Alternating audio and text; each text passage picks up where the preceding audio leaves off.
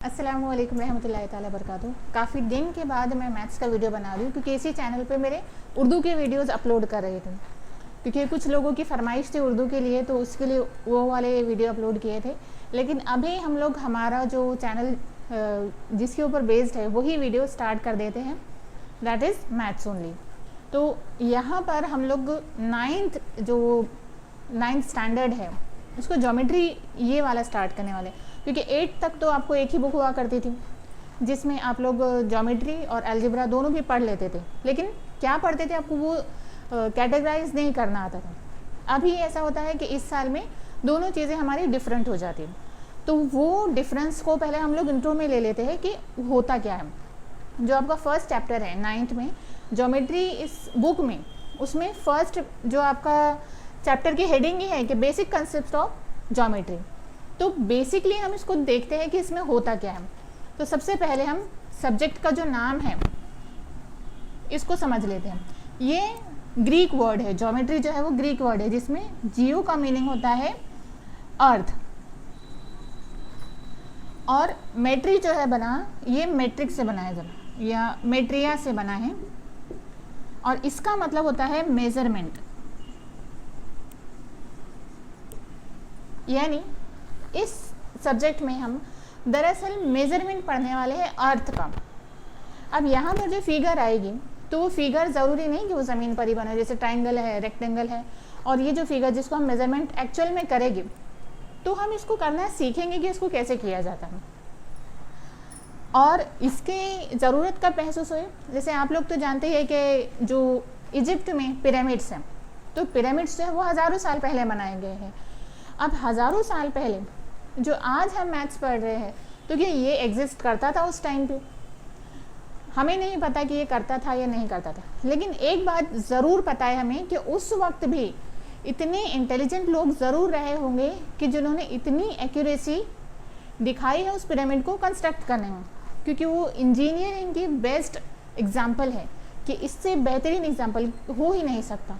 वो इतने ऊँचे भी बने हैं, उसमें पत्थर भी जो है बहुत हेवी यूज़ किए गए हैं, इतने ऊपर उस पत्थर को ले जाना, और साथ साथ में जो डिज़ाइन है, ज़मीन पर जो डिज़ाइन बना है वो स्क्वायर शेप का है, और चारों साइड से वो ट्रायंगल जैसे नज़र आते हैं।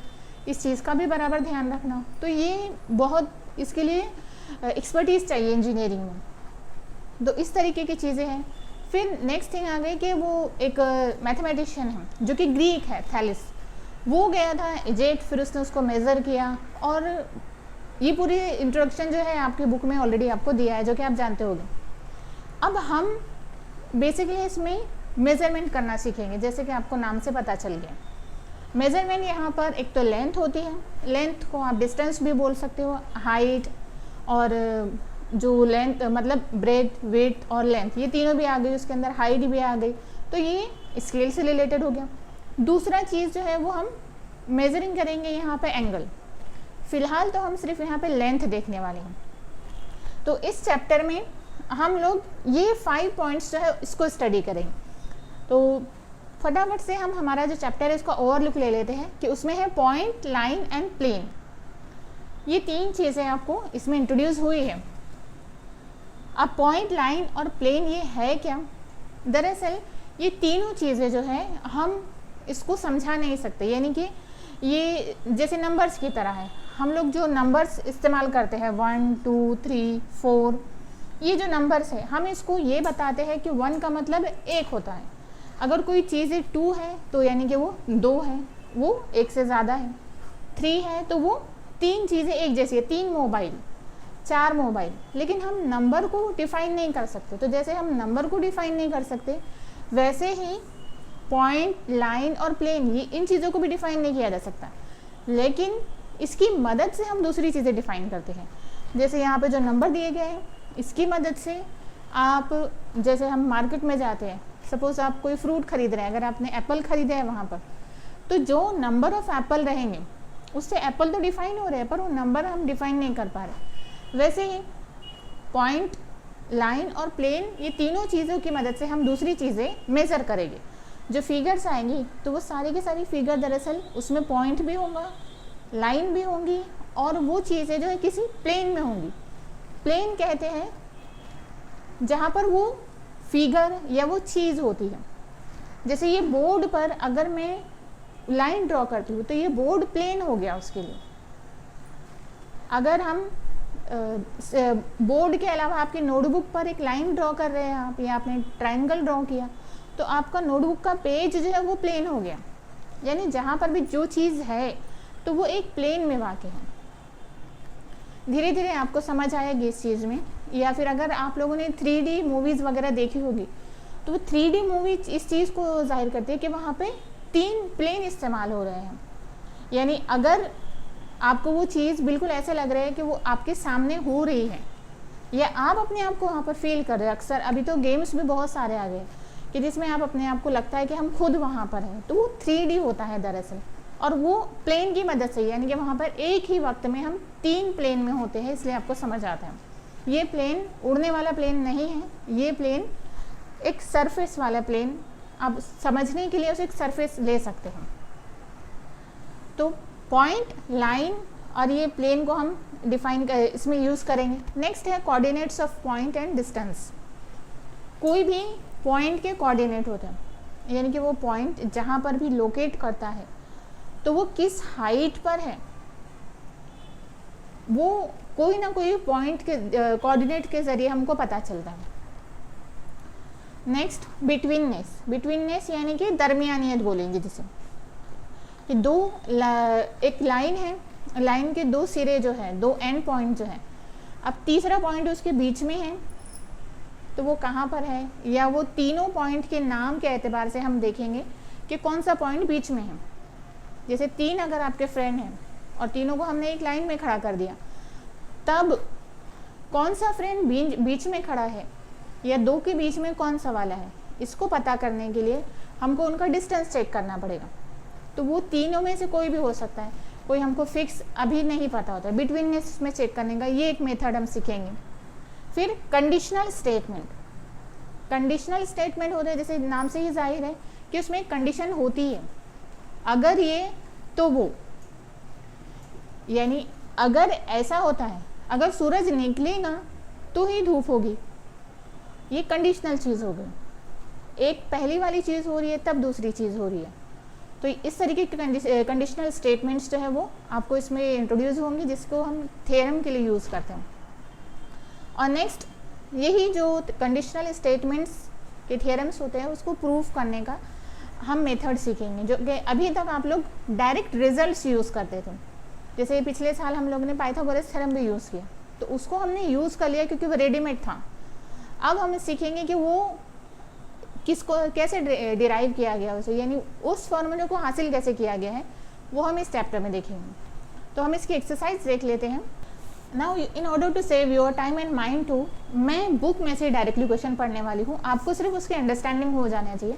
सिंपल मेथड है उसको कि find the distance between with the help of number line given below. जो number line as it is आपकी बुक में दी है उसमें आपको डिस्टेंस फाइंड करना है, और फर्स्ट वाला जो है वो बी और ई का आपको डिस्टेंस फाइंड करना है। तो इसके लिए 2 चीज़ें आपको हमेशा याद रखनी है कि हमको जब भी डिस्टेंस फाइंड करना है तो हमेशा लार्जर नंबर में से जो लार्जर नंबर होगा उसमें से सब्ट्रैक्ट करेंगे आप स्मॉलर वन। ये फर्स्ट रूल हो गया। एंड सेकंड रूल हमेशा याद रखेंगे कि जो भी आपका डिस्टेंस आएगा ना आंसर, तो वो हमेशा एक पॉजिटिव रियल नंबर होगा। ये दोनों चीज़ें आपको याद रखना है। तो अगर हम बी और डी का डिफरेंस ले रहे हैं, अब यहाँ पर आप ई के कोऑर्डिनेट लिख लीजिए। ई क्या है? 5। कोऑर्डिनेट का मतलब होता है वो दरअसल लोकेशन बताता है उस पॉइंट की।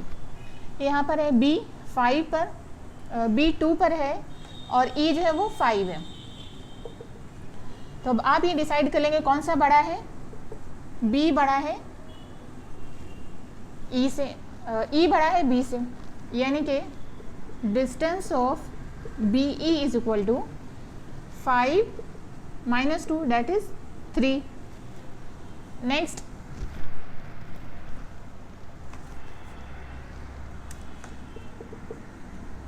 डिस्टेंस ऑफ जे ए, तो जे के कोऑर्डिनेट लिख लीजिए आप, जे के कोऑर्डिनेट है -2 और ए जो है ये 1 है।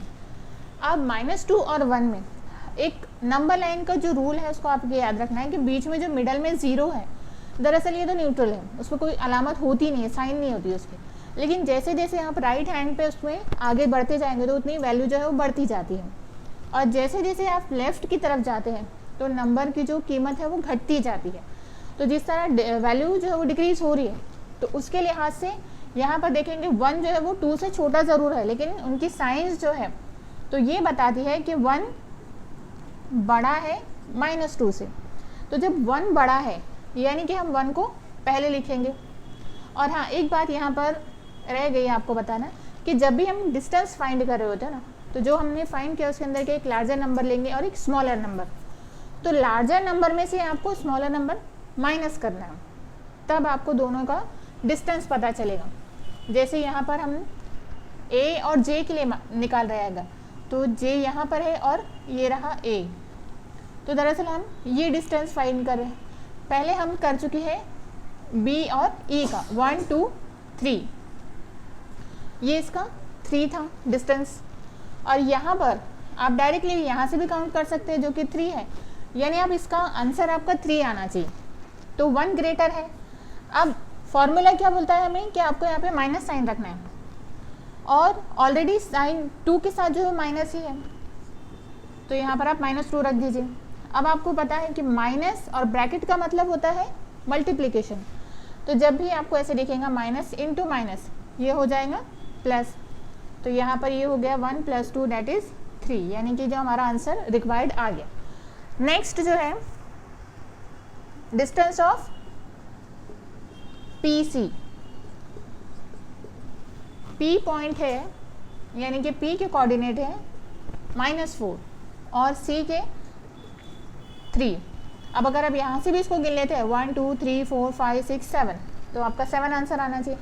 दोनों में आप पहले देख लेंगे कि 3 ग्रेटर है -4 से, यानी 3 पहले लिख लेंगे, फिर माइनस साइन जो है फॉर्मूले की, और -4 फिर आपने लिख लिया। अब ये माइनस इंटू माइनस हो गया प्लस, दैट इज़ 7 आपका आंसर आ गया। अब अगर आपको यहाँ पर डिस्टेंस फाइंड करना है Q और J का, distance of Q and J, अब दोनों के अगर आप कोऑर्डिनेट लिखते हैं तो Q है -5, J है -2। अब इन दोनों में से कौन सा नंबर बड़ा है, तो यहाँ पर जब माइनस साइन होती है ना, तो जो नंबर के साथ माइनस साइन है वो नंबर अगर बड़ा है तो वो दरअसल छोटा है, यानी यहाँ पर -5 जो है वो छोटा है और -2 बड़ा है। इसलिए हमारा रूल कहता है कि लार्जर में से हमको स्मॉलर माइनस करना है, यानी कि हम पहले -2 लिख लेते हैं, फिर माइनस साइन जो है हमारे फॉर्मूले की, और ब्रैकेट में -5, -2 as it is, minus minus plus, और 5 में से आप अगर 2 माइनस करते हो तो आंसर आपका 3 हो जाएगा, जो कि देखिए यहाँ पर 1 2 और 3, यानी Q और J का डिफरेंस जो है वो 3 है। तो इस वाला जो क्वेश्चन में हमने ये सीखा, ये 2 ही पॉइंट को याद रखना है, लार्जर में से आपको स्मॉलर माइनस करना है, और डिस्टेंस जो है हमेशा पॉजिटिव में आएगा, यानी कि जैसे अगर हम हाइट भी किसी की लेते हैं आपकी क्लास में, अगर आपकी हाइट लेते हैं तो अगर आपकी हाइट 4 फीट है, 4 फीट और सम इंचेस, तो उस टाइम पे आपकी हाइट को हम माइनस में नहीं बोल सकते। कहीं भी आपके स्कूल से आपके घर का जो डिस्टेंस है ये कभी भी माइनस में नहीं होगा, तो वैसे ही इस रूल को आप याद रखेंगे, ये दोनों चीज़ें। और अगर यहाँ पर माइनस की क्वांटिटी आती है, क्योंकि हम नंबर लाइन को यहाँ पे कंसिडर कर रहे हैं, तो जाहिर सी बात है माइनस तो आना ही है इसके अंदर, तो जब भी माइनस आएगा उस सूरत में ये याद रखेंगे कि माइनस का नंबर जितना बड़ा होता है दरअसल वो उतना ही छोटा होता है, और जितना आप ओरिजिन के करीब करीब जाएंगे माइनस साइड से, तो उतनी आपके नंबर की वैल्यू जो है वो बढ़ती जाएगी। अब क्वेश्चन नंबर 2 स्टार्ट करते हैं कि if the coordinate of A is x and that of B is y, find distance of A B का आपको डिस्टेंस फाइंड करना है, आपको कोऑर्डिनेट दिए गए हैं। तो अगर उसने कहा है कि A का जो कोऑर्डिनेट है वो x है, दैट इज़ a = 1, y = 7 और हमको distance of A B find करना है, तो आपको क्या करना है, दोनों में पहले आप कंपैरिजन कर लेंगे। 7 is greater than 1, that is distance of A B is equal to 7 minus 1 which is 6। Next यहाँ भी वैसे ही करेंगे आप, b जो है वो -2 for distance of A B you will write. अब इन दोनों का हमको कंपैरिजन पहले कर लेना है कि 6 ग्रेटर देन -2 है, तो 6 को आपने पहले लिखा, फिर माइनस जो है फॉर्मूले में से उसके साइन है, और ये -2 एज इट इज़, ये हो गया 6 minus minus plus that is 8। अब यहाँ पर आपका नंबर छोटा आया था, 6 आया था, यानी जो ग्रेटर नंबर है उससे छोटा है, और यहाँ पर बढ़ गया। तो इसको अगर आपको लॉजिकली समझना है तो ठीक, या फिर आप जैसे फिगर ड्रॉ करते हैं हम लोग वैसे भी चलेगा कि 0 1 2 3 4 5 और ये 6 और यहाँ पर 1 -2, ठीक। तो इसके अकॉर्डिंग a जो है ये यहाँ पर है और b इधर है। तो अगर हमारा आंसर 8 आया है तो हम देख लेते हैं यहाँ पे इन दोनों का डिस्टेंस कितना है, 1 2 3 4 5 6 7 और 8, यानी हम लोग का आंसर करेक्ट है। अब सेम यहाँ पर भी आपको यही करना है कि दोनों नेगेटिव नंबर्स है, तो a -3 y -6, distance of a and b is equal to, दोनों में बड़ा कौन सा है, यस -3 इज ग्रेटर देन -6, तो आप -3 पहले लिख लेंगे, फिर फॉर्मूले का minus sign, then -6 plus -6 and 3। अगर आप इसको यहाँ पर प्लॉट कर लेते हैं, यानी y जो है b आपका यहाँ पर है सेकेंड केस के लिए, और a -3 यहाँ पर है, a 1 2 और 3, तो हमारा ये आंसर आ गया। यानी क्वेश्चन नंबर 2 में आपको सिर्फ उसी का इम्प्लीमेंटेशन है जो कि थोड़ा अलग मेथड से है। अब क्वेश्चन नंबर 3 जो है इसमें थोड़ा सा चेंज है कि यहाँ पर बिटवीननेस का, जैसे डिस्टेंस तो फाइंड ही करना है, पर यहाँ बिटवीननेस का कंसेप्ट आपका बीच में आ गया। अब ये होता क्या है, दरअसल ये बीच का ही कंसेप्ट है। तो यहाँ पर आपको अगर PQR ऐसा कहा गया है कि PQR जो है वो कोलिनियर पॉइंट्स है, कोलिनियर यानी कि एक ही लाइन पर तीनों पॉइंट्स है अगर, लेकिन हमें ये नहीं पता कि कौन सा पॉइंट बीच में है। तो इसमें क्या होता है, बिटवीननेस के अंदर 3 केसेस हो सकते हैं। फर्स्ट वन ऐसा होगा वो कि P और R साइड में होंगे, Q बीच में मतलब ऐसे ज़रूरी नहीं कि बिल्कुल मिडल में ही हो, आगे पीछे कहीं पर भी हो सकता है। तो ये फर्स्ट केस हो गया। दूसरा केस है, केस 2 में ये हो सकता है कि P और Q है और R उनके दरमियान में कहीं पर है। और थर्ड वन R और Q है और P उनके बीच में कहीं पर है। तो तीनों केसेस में से कुछ भी हो सकता है। अब तीनों में से हम कैसे डिसाइड करेंगे कि जो हमको दिया है एग्जाम्पल वो कौन सा वाला है। तो एक बात हमेशा याद रखिए कि कोई भी सूरत में जो एंड पॉइंट्स है उन दोनों पॉइंट्स का डिस्टेंस सबसे ज़्यादा होगा। यानी जैसे यहाँ पर पी आर का डिस्टेंस जो है वो सबसे बड़ा होगा, यहाँ पर पी क्यू का और इधर आर क्यू का। और ये दोनों जो इसके बीच वाले डिस्टेंस है जैसे आर पी का और पी क्यू, तो आपको इन दोनों का सम लेकर देखना है। यानी सपोज अगर ये 5 है और ये 2 है और आर क्यू अगर आपको ये पूरा डिस्टेंस आपको 7 दिया है तो 5 + 2 7, यानी इसमें P जो है वो मिड में है और ये तीनों पॉइंट्स जो है वो कोलिनियर है। तो ये कब कह सकते हैं हम, जब दोनों का सम जो है वो इन दोनों का सम जो टोटल डिस्टेंस है उसके इक्वल हो गया, तभी हम कहेंगे कि ये तीनों पॉइंट में से P पॉइंट जो है वो मिडल में है और उन जो तीनों पॉइंट्स है वो कोलिनियर है। तो ज़रूरी नहीं है ऐसे कि तीनों पॉइंट्स जो आपको गिवन हो क्वेश्चन में वो कोलिनियर भी हो, क्योंकि कुछ एग्जाम्पल इसमें ऐसे भी है जो कि कोलिनियर नहीं है, लेकिन आपको ये एग्जाम्पल सॉल्व करने के बाद पता चलेगा। जैसे यहाँ पे फर्स्ट अगर दिया है तो फर्स्ट में से 1 2 3 जो है तो इसमें से एक 7 है डिस्टेंस, फिर दूसरा 10 है और तीसरा 3 है। तो जो लार्जर डिस्टेंस है आप उसको ले लेंगे यहाँ पे D P Q = यानी पॉसिबिलिटी क्या है कि रिमेनिंग जो 2 है वो उसका सम होगी।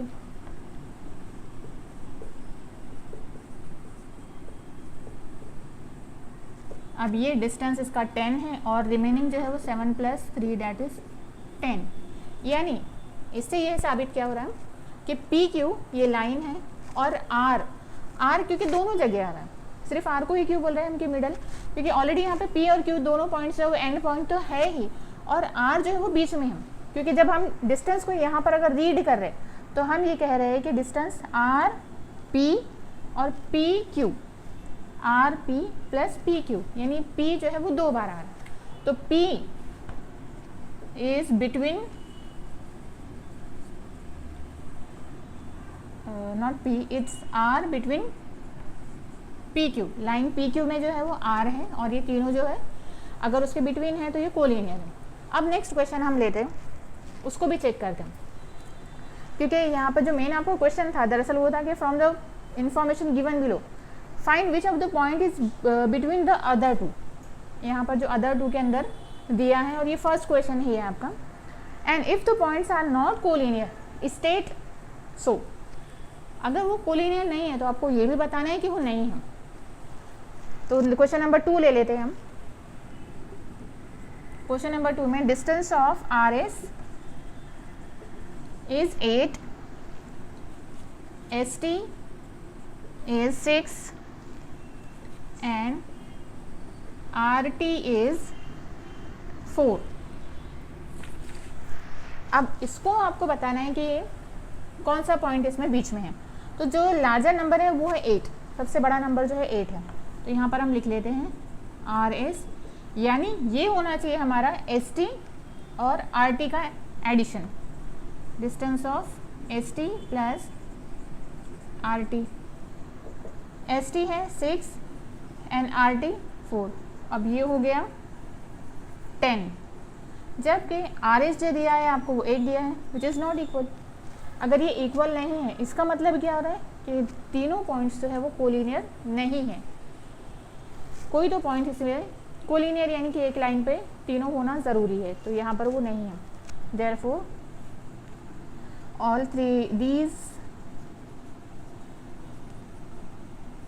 all points are not collinear. और जो रिमेनिंग आंसर जो बिट्स आपको दिए हैं वो सेम फैशन में आपको सॉल्व करना है।